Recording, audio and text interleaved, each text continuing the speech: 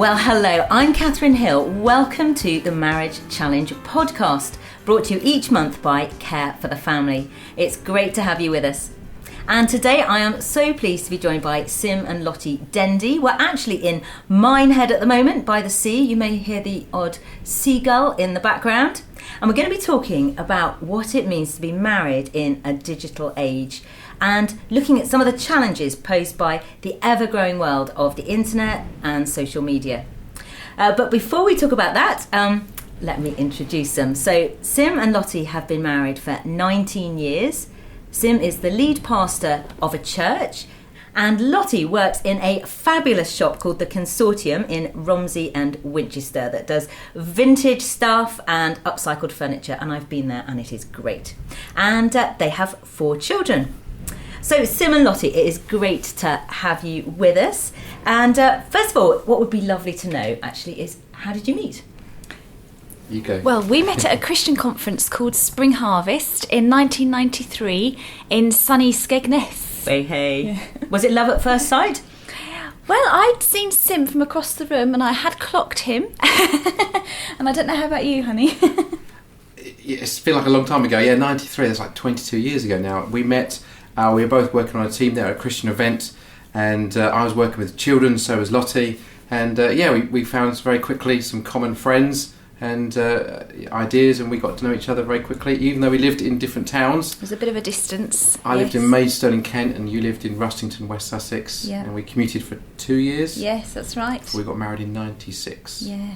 Brilliant. Well, let's have a look at today's topic then. So, married life in a digital world. So, Lottie, why do you think this is an important topic for couples to think about? Well, I think this is a really, really important topic because it's something that we're learning to live with and is not going to go away. And I just think we need to be wise in how we manage our digital life. It can be a really, really positive thing, but we just need to be wise and aware of areas where it can cause perhaps a few areas of friction. I think that's really helpful to say. It can be positive actually. Yes. Because often, I think particularly for parenting as well, screens are perceived as gloom and doom. And actually, so what are some of the positives that you can think in your relationship for how technology can help you communicate better, build a stronger marriage? Yeah, I think one of the things it does sound quite geeky, but things like we share our calendars between our phones. That's true. And one of our friction points used to be I would book someone in for an evening meal or go see some friends, and then I'd get home and pass that message on, and Lottie was like, well, no, I've already got another plan that evening, or I booked someone else at the same time. So this way we actually share our calendars and we actually can see, or actually Lottie's out that night, I won't book anything in, or vice versa. It tends to work. Yeah, more often than not. More often than not. But that's been a real positive thing. Yes. And even just general communication. So again, if I'm away from home, the ability to be able to Skype, see family, children, especially if you're in another country, is fantastic. And that's an ability we never had before. So that's a real benefit of technology. Yeah, and the other thing I'm just thinking of is we also have an app where we can share our budget. And that's quite good on most days. And we can just put in whatever we're spending and just see how we're getting on in that respect as well. And that's quite a positive thing too. And then obviously there's loads of positive stuff. Those are great examples. What about some of the challenges for the challenges in building a relationship together, making a marriage stronger, but managing technology in that? Yes, well, I suppose with every good thing there is another side to it, and I think it's just about being wise about the amount of time that we're on our devices, and also what the sort of thing that we're looking at. And I'm thinking about things like Facebook, and I suppose it's just so easy now to look up people, perhaps from our past, that we shouldn't be doing. Yeah, I guess for me, some of those things about Facebook is you can actually end up creating your own little world that becomes unhealthy. So when you're trying to create a healthy marriage, a healthy relationship, if you're not careful, what you can end up doing is creating your own persona online, your own kind of community, and actually exclude your wife, your husband from that community. And I guess, for me, one of my frustrations will be driving somewhere, and I'll tend to be driving, and Lottie will be on her phone on Facebook, and it isn't the fact that she's on her phone that I mind so much, it's the fact that she is having conversations and creating connections, and I'm like, who are you talking to, what's going on? And it's that almost exclusion from the conversation, almost if you could have Facebook on speakerphone, it wouldn't be such a problem, but it's the fact that you have your own little activity going on, and I think that's the concern. And even as a church pastor, some of the issues we've discovered with marriages that have had problems, often social media and Facebook and old boyfriends, girlfriends online, and things that they've said, intimated, have really been quite a cause of some of the unrest within their marriage. And it's even the unknown as well, the suspicion of what are you doing on that phone, who are you talking to, and to make sure that you're open and transparent about what you're sharing online. What about time? Lottie, you mentioned the amount of time that it can take. How does that play out in your marriage in terms of time spent on devices and things? Well, time is an issue, and I think for all of us as a family, often I can look around the room and we'll all be on our different things, and I think it's just being aware of that and being sensitive to that, really. We haven't got any set rules apart from, well, I suppose We've got some. We do have some. I'm contradicting myself, but we do have some. Our internet in the evening, it goes off at 11 o'clock, is it, Sim? Yeah. And after 11 we can't access anything like Facebook or any social media sites. And what was the other thing? Well, we charge our devices downstairs. Downstairs, yes. So none of the children are allowed their stuff.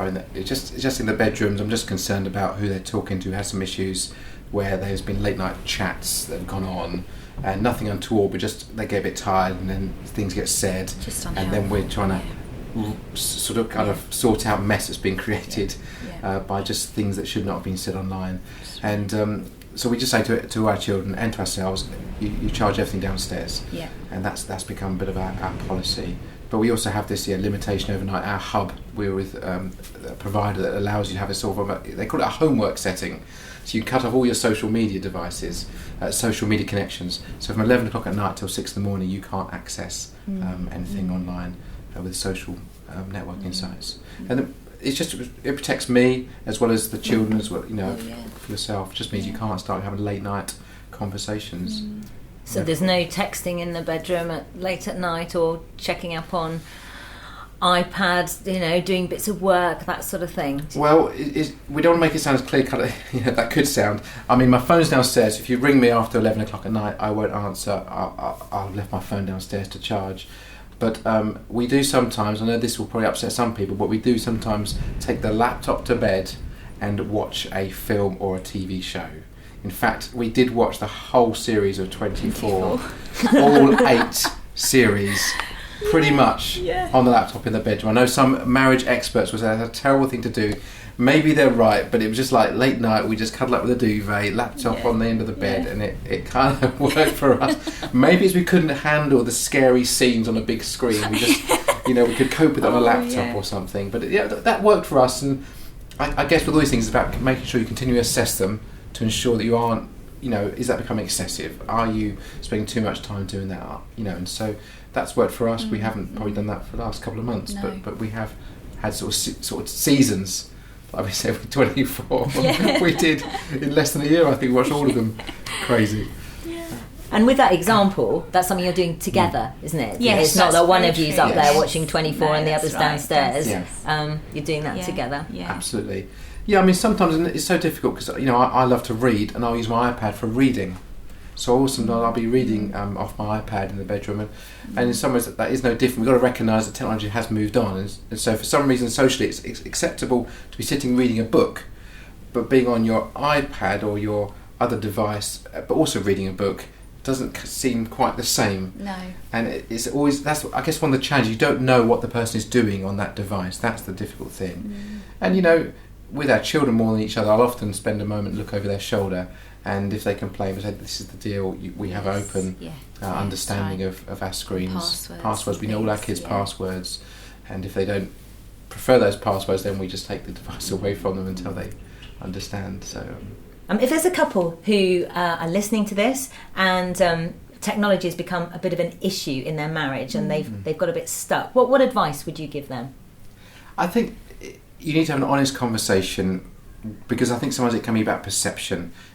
You could be using your laptop for work, for pleasure, for watching a film, for communicating. There could be all kinds of reasons, and just to kind of go, you're on that thing too much.